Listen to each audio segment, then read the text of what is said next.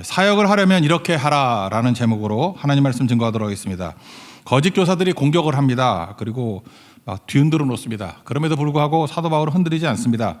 왜 그러냐? 하나님께로부터 직분을 받았기 때문이다. 이렇게 설명을 합니다. 내가 스스로 자천해가지고 이 직분 받은 게 아니라 하나님의 부르심 때문에 맡겨진 직분이다. 그러니까 하나님께로부터 시작됐다. 그러므로 나는 흔들리지 않는다. 그런 뜻이죠. 하나님께서 주신 직분을 의의 직분 또는 영의 직분 또는 뭐 살리는 직분 그랬죠. 우리가 율법은 진단하는 거라 그랬죠. 진단하는 율법도 영광이 있는데 치료하는 그 복음이 얼마나 영광이 있겠느냐. 그래서 그 직분이 의의 직분이고 영의 직분이고 살리는 직분이고 영광의 직분이다. 이렇게 설명을 하고 있다라는 것입니다. 오늘 4장은 그러니까 뭐죠? 이렇게 방해가 있다 할지라도 나는 흔들리지 않는 자세를 가지고 하나님 말씀 증거하겠다. 그런 뜻이라는 거예요. 그래서 우리 고성 선교를 앞두고 있는데 사역자의 자세를 살필 수 있는 좋은 기회라고 생각합니다. 그러니까 사역자의 자세 4가지. 오늘 4가지로 정리할 수 있을 것 같아요. 우리가 사역을 할 때 이런 자세를 갖고 해야지 하나님 앞에서 기쁨이 될 수 있다라는 것입니다. 차례대로 살피겠습니다. 첫 번째는 낙심하지 말라라는 것입니다. 우리 다 같이 1절 읽겠습니다. 시작. 그러므로 우리가 이 직분을 받아 긍휼하심을 입은 대로 낙심하지 아니하고. 그러니까 낙심하지 말라. 이게 첫 번째 사역자의 자세라는 것입니다. 당장 결과가 없습니다. 그래도 낙심하지 않습니다. 눈에 보이는 결과가 없습니다. 그럼에도 불구하고 낙심하지 않습니다. 오히려 보이는 건 뭐죠? 공격과 박해뿐입니다. 그러니까 낙심할 수 있죠. 그럼에도 낙심하지 않는다. 그런 뜻이에요. 도대체 낙심이 뭡니까? 낙심에 관해서 성경은 성경으로 푸는 게 제일 좋으니까 갈라디아 6장 9절을 보면은 우리가 선을 행하되 낙심하지 말지니 포기하지 아니하면 때가 이름에 거두리라. 그러니까 낙심의 동요가 뭐예요? 낙심하지 말지니 포기하지 아니하면 그랬잖아요. 그러니까 낙심 이퀄 포기라는 거예요. 마귀가 우리에게 낙심을 주는 이유가 무엇입니까? 포기하라고, 그만하라고. 그러므로 낙심은 단순히 우울함의 문제 또는 주눅드는 문제, 감정의 문제 이런 거 아니라는 것입니다. 낙심은 행동의 문제라는 거예요. 포기한다는 거예요. 멈춘다는 거예요. 그러니까 멈추지 말라, 포기하지 말라, 중단하지 말라. 이게 중요한 것이죠. 그러니까 마귀의 괴계를 이기기 위해서는 절대로 낙심하지 말아야 되는데 낙심이 주는 결과는 포기이기 때문에 그렇다는 것입니다. 사도 바울 전도 여행 우리 살피잖아요. 박해로 인해서 돌에 맞아 다 죽게 되었죠. 그게 루스드라 사역이었습니다. 사도행전 14장 19절에 보니까 뭐 돌로 쳐가지고 죽은 줄 알고 내쳐버렸죠. 근데 거기 얼마나 쿨합니까? 벌떡 쿰하고 일어나가지고 다시 그 성에 들어갔대요. 루스드라 들어가고 더베 갔다 루스드라 갔다 다시 역순이죠. 이고니온 갔다 비시디아 안디옥 갔다가 안디옥으로 돌아오더라. 뭐 그런 얘기 아니에요? 쿨하다고 설명했던 이유가 무엇입니까? 중단하지 않았다라는 거죠. 사도 바울의 선교 여행을 1차 전도여행, 2차 전도여행, 3차 전도여행 이렇게 얘기를 합니다. 무슨 뜻입니까? 포기 안 했다는 얘기잖아요. 중단 안 했다는 얘기 아니에요. 어떤 어려움이 있다 할지라도 계속했다 그런 거죠. 그래서 차수를 붙이는 거는 성경적입니다. 우리 이번 주에 가는 고성 선교도 14차죠. 1차, 2차, 3차. 14차가 있다는 얘기는 뭐예요? 중단 안 한다는 얘기죠. 15차 또 간다는 얘기 아닙니까? 16차 또 간다는 얘기 아니에요? 포기하지 않겠다. 낙심하지 않는다. 포기하지 않는다. 이게 꼭 필요하다는 것입니다. 반대 상황이 있을 수 있죠. 너무 열광적으로 환호성 질러서 또 포기할 수 있죠. 너무 좋아서 여기가 좋사오니. 근데 마가복음 1장 37절 보니까 모든 사람이 주를 찾습니다. 그때 예수님 대답이 뭐예요? 다른 가까운 마을들로 가자. 거기서도 전도하리니. 중단 안 했죠. 낙심뿐만 아니라 어떤 때는 환호성도 우리를 중단하게 만들 수 있다는 것입니다. 그래서 사역자의 첫 번째 자세는 뭐냐? 사명 맡았잖아요. 절대로 포기하지 않습니다. 중단하지 않습니다. 이 자세가 꼭 있어야 된다는 것입니다. 낙심하는 이유가 무엇입니까? 나를 근거로 할 때 낙심해요. 나 쳐다보면 뭐 낙심밖에 더 있나요? 근데 계속할 수 있는 근거는 어디에 있습니까? 하나님의 부르심에 뿌리를 두면 계속할 수 있다라는 것입니다. 우리 축복의 사람이라는 찬양 많이 하죠. 시편 84편 5절의 말씀을 근거로 한 거 아닙니까? 주께 힘을 얻고 그 마음에 시온에 들어가 있는 자는 복이 있다. 그러니까 어떤 사람입니까? 근거를 하나님께 두는 사람이에요. 근거를 하나님께 두는 사람은 하나님께서 날마다 힘을 주시니까 고갈이 안 된다고요. 주께 힘을 얻기 때문에. 그러니까 마음엔 어떤 일이 벌어져요? 낙심이 아니라 낙심 반대말이 뭐예요? 시온의 대로가 열린다고. 하나님께로 쭉쭉 뻗는 시온의 대로가 열려서 복된 자가 된다라는 것입니다. 여러분들 사역의 자세 하나님 바라보십시오. 그 히브리서 12장 3절에 그런 거 있잖아요. 피곤하여 낙심하지 않기 위하여 죄인들에게 이같이 자기에게 거역한 일을 참으신 일을 생각하라. 그러니까 예수님 생각하라는 거죠. 예수님 바라봐라. 그러면 주께 힘을 얻게 된다는 거예요. 여러분 낙심하지 않고 포기하지 않고 항상 주께 힘을 얻는 하나님의 거룩한 종 되기를 축원합니다. 그게 사역자의 첫 번째 자세라는 것입니다. 두 번째 자세는 뭐냐 하면 말씀을 혼잡하게 하지 않는다. 말씀을 왜 혼잡하게 하죠? 자기 이익이 슬쩍 들어가면 혼잡하게 되죠.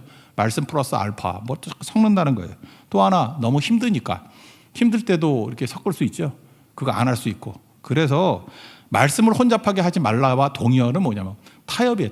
타협하지 말라. 앞에 부분이 포기하지 말라라 그러면 이건 타협하지 말라하고 연관성이 있다는 것입니다. 여러분 고난 당해봤습니까? 사는 게 너무너무 힘들면요. 일단 첫 번째 드는 생각은 그만하자. 낙심이죠. 그 다음 드는 생각이 뭔지 알아요? 타협하자 이런 거예요. 뭐 그렇게 순수하게 좁은 길 가야 되나? 그냥 사람들이 요구하는 대로 적당히 맞춰주면 되지. 그 타협이라는 거예요.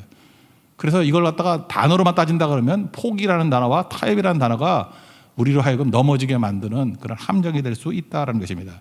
그러니까 타협하지 말라. 무슨 얘기예요? 말씀을 말씀대로 증거하라. 말씀을 혼잡하게 하지 말라. 그런 뜻이라는 겁니다. 2절을 다 같이 읽겠습니다. 시작. 이에 숨은 부끄러움의 일을 버리고 속임으로 행하지 아니하며 하나님의 말씀을 혼잡하게 하지 아니하고 오직 진리를 나타내므로 하나님 앞에서 각 사람의 양심에 대하여 스스로 추천하노라. 그러니까 말씀 혼잡하게 하지 않는다는 건 뭐냐 하면 은혜의 힘으로 말씀 증거한다는 거죠. 하나님의 도우심으로. 근데 이게 너무나 힘들면 세상 방법 추구할 수 있죠. 이런 겁니다. 하다 보면 너무 힘드니까 결과가 좋은 거 있잖아요. 당장 열매 거두는 거. 가짜들이 그러죠. 듣기 좋은 소리 막 해주는 거. 아니 사역자들이 바보가 아닌 이상 좋아하는 말, 듣고 싶은 말이 뭔지 모르겠어요. 그래서 빠지는 게 뭐예요? 기복신앙이죠. 기복. 그냥 복 받는다. 만사형통한다. 그리고 기복신앙 외치는 지도자들은 그래요. 죄는 말하지 말라. 죄라고 말하지 말고 상처라 그래라. 뭐 그죠? 죄 짓지 말라. 뭐 이런 거 하지 말고 상처 받았으니까 뭐 상처 치유에 뭐 프로그램 뭐 이런 거 만들라는 거예요. 그러니까 다 문제가 되는 거죠. 깨지는 거죠. 우리 신명기 28장 들어와도 복을 받고 나가도 복을 받고 뭐 되게 좋아하지 않습니까? 뭐 엄청나게 28장 많이 읽잖아요. 근데 그게 4분의 1만 그렇지 그 뒷부분에 그 4배가요. 들어와도 저주를 받고 나가도 저주를 받고 그런 거 있어요. 불순종하면. 근데 뒷부분은 잘 안 읽잖아. 그러니까 여러분들 위험한 게 뭐냐 하면 내가 줄 그은 말씀만 가지고 신앙생활하면 위험해요. 줄 그은 말씀, 여러분 어떤 데 줄을 긋죠? 내가 듣고 싶은 말, 내가 좋아하는 말. 근데 줄 그은 말씀만 가지고 신앙생활하면 그게 말씀을 혼잡하게 하는 것이 될 수도 있어요. 줄 긋지 않은 말씀들. 그래서 지금같이 이렇게 다 읽어야 돼, 성경을. 어떤 때는 부담스럽고 접하지 않는 것들, 접하기 싫은 것들, 그런 것들이 우리를 살리는 힘이 될 수 있다는 것입니다. 율법주의자들의 특징이 뭐예요? 복음 플러스 알파가 필요하다는 거죠. 복음도 필요하고 율법도 필요하다. 그러면 한 걸음 뒤로 물러서서 양보하면 문제 없겠죠. 그래, 뭐 율법도 또 지키면 되지. 그럼 그게 말씀을 혼잡하게 만드는 거라는 거예요. 지금도 마찬가지죠. 하나님 말씀 플러스 복 받는 게 뭐 나빠? 기복이 뭐 나빠? 병 낫고 뭐 다 건강해진다는데 그게 뭐 나빠? 근데 사역의 핵심이 병 고치는 거에만 초점을 두고 또 하나 뭐 예언하는 거 이런 거 있죠. 여러분 그런 뭐 기도원이나 그런 교회 가보셨나요? 가면 네 미래를 본다느니 뭐 예언한다느니 자녀가 위험할 것 같아. 이렇게 한마디 하면은 그저 이게 가짜들이야. 기독교 무당되는 거 아니에요? 그래가지고 사람들이 겁먹고 어떻게 해야 됩니까? 그럼 말 잘 듣게 되고 그게 뭐예요? 정죄죠. 그게 공포죠. 이렇게 다 뭐예요? 말씀을 혼잡하게 하는 거라고. 이런 것들에 대한 유혹, 기독교 역사를 보십시오. 이런 가짜들은 예레미야 시대 때도 있었고 이사야 때도 있었고 계속해서 있는 거라고. 듣기 원하는 말, 그죠? 사욕을 쫓아서 귀를 간지럽게 하는 사람들이 있다라는 것입니다. 그거 절대로 아니죠. 바울을 보십시오. 바울은 그 결과, 효과 이런 거 생각 안 하잖아요. 복음과 함께 고난 받으라. 그리고 루스드라에서 뭐라고 양육했어요? 양육하면서 나오면서 뭐라 그랬어요? 하나님 나라에 들어가려면 많은 환난을 겪어야 할 것이다. 이게 진실이거든요. 사실이거든요. 십자가 없는 부활이 어디 있어요? 그러니까 이거 있는 그대로 증거하는 것들이 있어야 된다는 것입니다. 그래서 여러분들 잠깐 내 생각을 가지고 이거는 안 먹힐 거야. 이거는 사람들이 안 들을 거야. 이런 생각하지 말고 그냥 있는 그대로의 말씀을 선포하십시오. 그래서 전도에 미련한 거라 그러잖아요. 전도는요 미련해 보여요. 이거 갖고 설득이 될까? 내가 설득하는 게 아니라니까요. 선포를 하니까요. 선포하면 성령께서 그의 마음을 열어서 믿게 만드시는 일이 있다라는 것입니다. 그러므로 우리가 할 일은 뭐예요? 계속 유혹이 오거든요. 말씀을 혼잡하게 하려는 유혹. 그거 끊어버리고 오로지 하나님 말씀만을 증거할 수 있는 하나님의 거룩한 종 되기를 축원합니다. 세 번째는 영적 전쟁임을 알라라는 것입니다. 이런 거 있죠. 내가 계속한다 그럴 때 이게 고집과 무모함과 무슨 차이가 있나 이런 생각 해보지 않아요? 끝까지 간다 그러는데 어떤 사람은 그래. 나 믿음으로 끝까지 견딥니다 그러는데 어찌 보면 또 고집같이 보이기도 하고 무모함같이 보이기도 해요. 그러니까 말씀으로 스스로를 돌이켜 봐야죠. 이게 내 뜻인가 하나님의 뜻인가, 이게 내 이익인가 아니면은 예수 그리스도의 영광을 위한 것인가, 그거 따져보면은 대충 알게 되는 거죠. 그런데 이렇게 점검을 해봤는데 분명히 고집도 아니고 무모함도 아니에요. 이게 하나님의 말씀이고 하나님의 뜻이라고. 그런데도 안 돼요. 왜 그렇죠? 마귀의 방해가 있기 때문에 그렇다라는 것입니다. 이 세상 신이라고 얘기해요. 여기는 이 세상 신이 마음을 혼미케 하는 역사가 있다라는 거예요. 그러니까 마귀와의 영적 전쟁에서 먼저 이겨야 된다, 그거를 말하고 있습니다. 3절과 4절 다 같이 읽겠습니다. 시작. 만일 우리의 복음이 가리웠으면 망하는 자들에게 가리워진 것이라. 그중에 이 세상의 신이 믿지 아니하는 자들의 마음을 혼미하게 하여 그리스도의 영광의 복음의 광채가 비치지 못하게 함이니 그리스도는 하나님의 형상이라. 마귀는 복음을 증거하지 못하도록 이렇게 가리는 게 있다라는 거예요. 비치지 못하도록. 그러니까 여러분들 그냥 복음 증거한다고 다 되는 게 아니라 영적 전쟁임을 알고 마귀를 멸하는 기도, 마귀를 멸하는 영적 싸움을 또 먼저 해야 된다라는 거예요. 이게 사역자들이 항상 마음에 품어야 된다는 것입니다. 설교하는 사람도 마찬가지예요. 이렇게 서재에서 준비하고 그다음에 기도실에서 기도하고 그리고 끝나는 게 아니죠. 그 이전에 또 뭐가 필요해요? 악한 마귀를 멸하는 그런 영적 싸움을 또 벌여야 된다는 거예요. 그러지 않으면 전파가 안 되는 거죠. 그냥 놔두면은 4절 상황입니다. 4절 상황. 근데 기도해서 이 혼미케 하는 영이 사라지면 6절 상황으로 변화가 된다라는 거예요. 다 같이 6절 읽겠습니다. 시작. 어두운 데에 빛이 비치라 말씀하셨던 그 하나님께서 예수 그리스도의 얼굴에 있는 하나님의 영광을 아는 빛을 우리 마음에 비추셨느니라. 4절의 상황은 어떤 거였어요? 혼미케 하는 영이 복음을 가리우는 상황. 6절은 하나님의 얼굴에 비치는 광채가 우리에게 쫙 비치는 상황. 그러니까 영적 싸움에서 이기면 이런 일들이 벌어지게 된다라는 것입니다. 제가 지난 주간에 이렇게 기도 제목 이렇게 쭉 보니까 어떤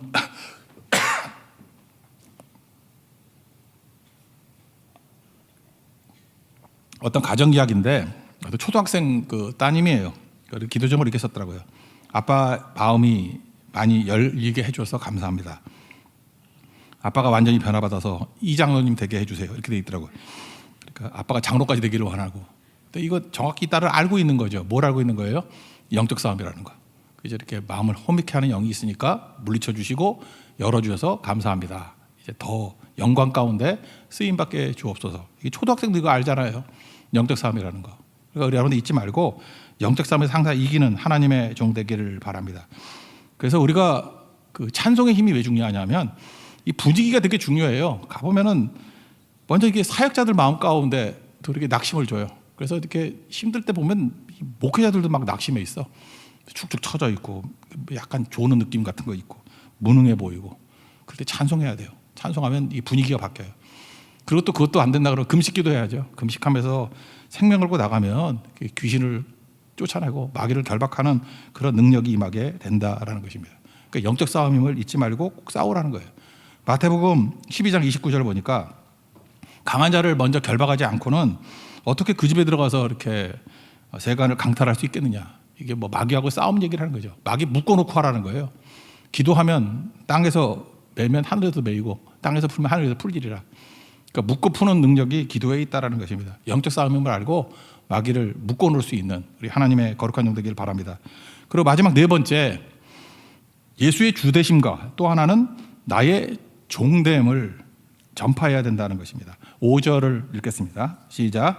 우리는 우리를 전파하는 것이 아니라 오직 그리스도 예수의 주되신 것과 또 예수를 위하여 우리가 너희의 종된 것을 전파함이라. 특별히 예수의 주되신 것, 이건 뭐 당연한 거니까 좀 빼고 우리의 종됨, 서번트십을 전파해야 된다, 이런 거죠.